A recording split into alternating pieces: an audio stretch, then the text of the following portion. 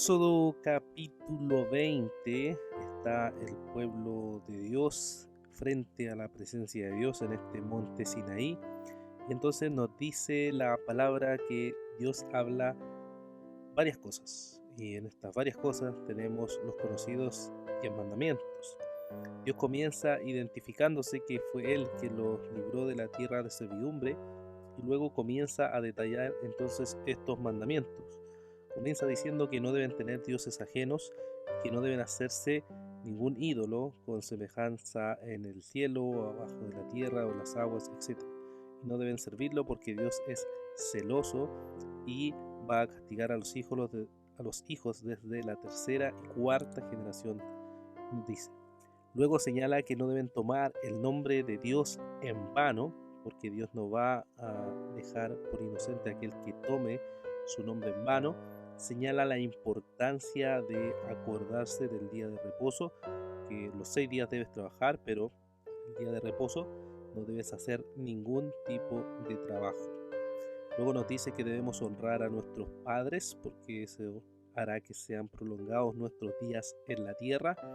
No hay que matar, no hay que adulterar, no hay que hurtar, no hay que dar falso testimonio y no hay que codiciar la casa de mi prójimo o la mujer de mi prójimo y todas las cosas que pueda tener el prójimo.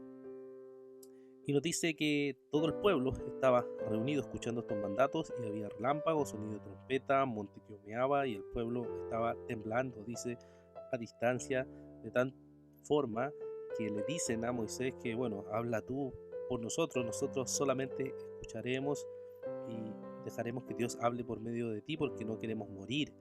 Entonces Moisés les dice que no deben temer porque Dios había venido a ponerlos a prueba y a ver que cuál era su temor delante de Dios para que ellos no pequen. Pero aún así se mantenían a distancia y Moisés solamente estaba en la presencia del Señor. Entonces el Señor le dice a Moisés que le diga al pueblo que ellos habían visto a Dios hablar desde el cielo y que por tanto no debían hacer dioses de plata, ni dioses de oro, ni altar de ningún tipo, ni sacrificar holocausto a ningún eh, dios falso, sino que simplemente deben adorar a Dios prestándole holocausto, dándole holocausto a Él y reconociéndole a Él como lo más grande. Y termina señalándonos y diciendo, y no subirás por gradas a mi altar para que tu desnudez no se descubra sobre él. Tenemos entonces este capítulo 20, el cual nos está señalando un capítulo muy importante que nos habla de estos mandamientos. ¿Qué podemos, hermanos, meditar acerca de este gran capítulo? Podemos ver al pueblo, como dijimos, temblando ante la presencia de Dios y Dios dando estos 10 mandamientos o 10 palabras, las cuales el Señor le da a su pueblo. Y esto inmediatamente podría hacernos pensar, podría hacernos cuestionar, podría hacernos reflexionar en cuánto de nosotros verdaderamente obedecemos estos mandamientos. Por ejemplo, cuántas veces no hemos sido idólatras en nuestros corazones teniendo otros dioses en nuestra mente, en nuestro corazón o delante de nosotros. ¿De qué manera? Poniendo otras cosas por sobre Dios es ya ser alguien idólatra. Es tener una imagen de Dios que no es conforme a la palabra de Dios. ¿O cuántas veces hemos tomado el nombre de Dios en vano? O sea, de forma ligera, de forma liviana, hemos hablado acerca del Señor. ¿O acaso siempre has honrado el día del Señor, el día de reposo, el día domingo? ¿Has estado siempre concentrado completa y totalmente en las cosas del Señor y no te has dedicado a ninguna otra cosa? ¿Siempre has honrado a tus padres? ¿Nunca has deseado el mal a alguien, o sea, o matar a alguien, ya que Jesús luego en el nuevo pacto enseña que no se trata solo del hecho, sino que se trata también de la intención que hay en el corazón? Si aborreces a un hermano, es como si lo hubieras matado. ¿Nunca has cometido adulterio en tu corazón? ¿Nunca has deseado a alguien de forma pecaminosamente sexual en tu corazón? Jesús nuevamente enseñó ahí que no se trata del hecho en sí solamente, sino que también es la intención que hay en el corazón. ¿O nunca has mentido dando falso testimonio de un hecho, de una persona o de lo que sea? ¿Nunca has codiciado nada a tu prójimo?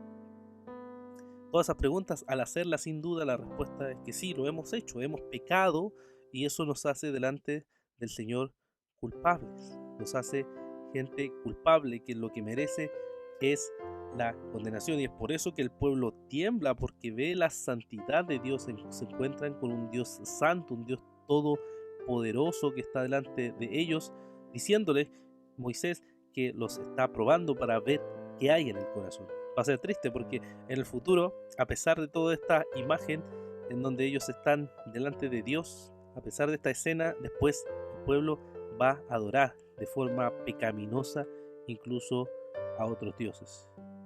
Y en el nuevo pacto se nos muestra, hermanos, que esta ley moral o estos 10 mandamientos no son malos. La ley de Dios es ley buena, santa y justa, parafraseando un poco a lo que dice Pablo en Romanos 7. La ley de Dios es totalmente justa. El problema somos nosotros. Nosotros que pecamos y vamos contra esa ley, nuestros corazones son inclinados al pecado y al mal, y eso lo que hace es separarnos de Dios. Y es por eso que no podían acercarse o mantenían la distancia, porque no podían acercarse a un Dios completamente santo siendo pecadores.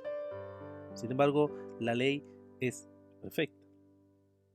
Y había o se necesitaba que alguien cumpliera por nosotros esa ley de una forma perfecta y estuviera dispuesto a recibir la maldición de la ley por nosotros y estuviera dispuesta a librarnos para que nosotros podamos ser salvos. Y sin duda, aquel fue el Cordero, Cristo, el Mesías, Salvador y Redentor, el cual dijo: yo no vine a abolir la ley, sino a cumplirla, y exactamente la cumplió de una forma totalmente perfecta. La ley de Dios es una ley buena que Cristo cumple por nosotros, y debido a eso es que nosotros podemos tener acceso al trono de la gracia del Señor. La ley de Dios es tan buena que no solo nos salva, sino que la ley continúa su vigencia hasta la actualidad y nos santifica. La ley es buena porque nos lleva siempre a Cristo. Cuando estábamos perdidos, nos llevó a la salvación. Ahora que somos salvos, nos lleva nuevamente a Cristo, porque nos muestra que somos incapaces de cumplir la ley, pero si nos arrepentimos, confesamos en Cristo, estamos en Él y somos santificados a través de la ley, la gracia, actuando en conjunto para llevarnos cada día a su presencia. Pero también podemos ver que una de las cosas importantes con la ley es que nosotros debemos deleitarnos en la ley de Dios. Encontramos a David diciendo: oh Señor, cuánto amo yo tu ley. Tu ley es mi delicia. Tu ley es algo donde yo me regocijo, donde encuentro deleite, gozo eterno, donde digo: oh Señor, enséñame tus estatutos. Señor, me deleito en tu ley. ¿Es ese, hermanos, nuestro deseo? Porque la ley de Dios refleja el carácter de Dios, refleja el querer agradar a Dios, y nosotros, al deleitarnos en la ley de Dios, al desear la ley de Dios, estamos deseando a Dios. Estamos deleitándonos en lo que Cristo hizo y cómo esa obra de Cristo nos lleva cada día más al Señor y a deleitarnos en su presencia. Sigamos cada día gozándonos en esta ley que el Señor nos ha dado para encontrar en ella siempre a nuestro Salvador. Que el Señor les bendiga.